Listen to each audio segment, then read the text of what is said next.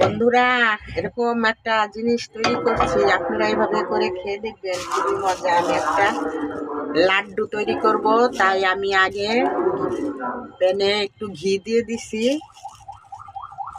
এই ঘিটা গরম হইলে এখন দিব একটু বেসন আর দিব একটু গমের আটা দিয়ে ভালো করে এটা ভেজে নিব মিশিয়ে।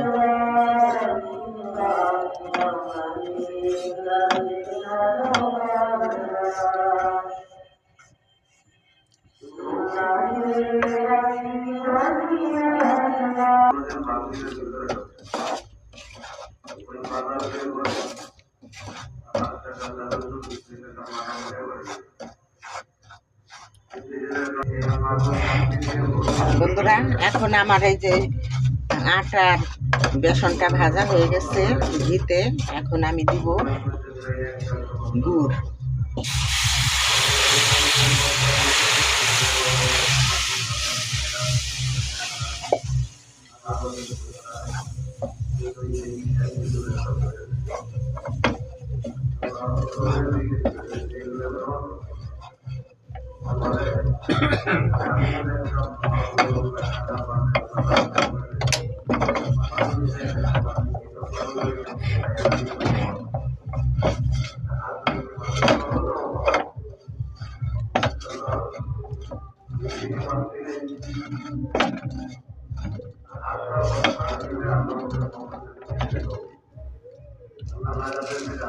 দিব একটু বাদাম,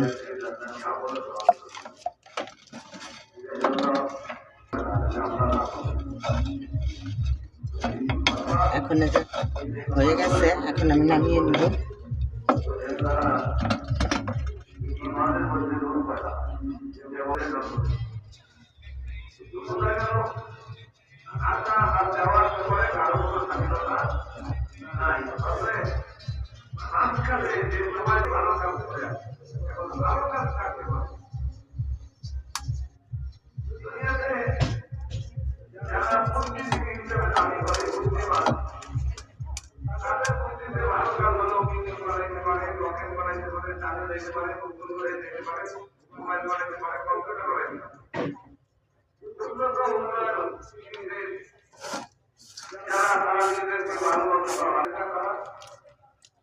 দেখুন কতগুলি লাড্ডু হয়েছে।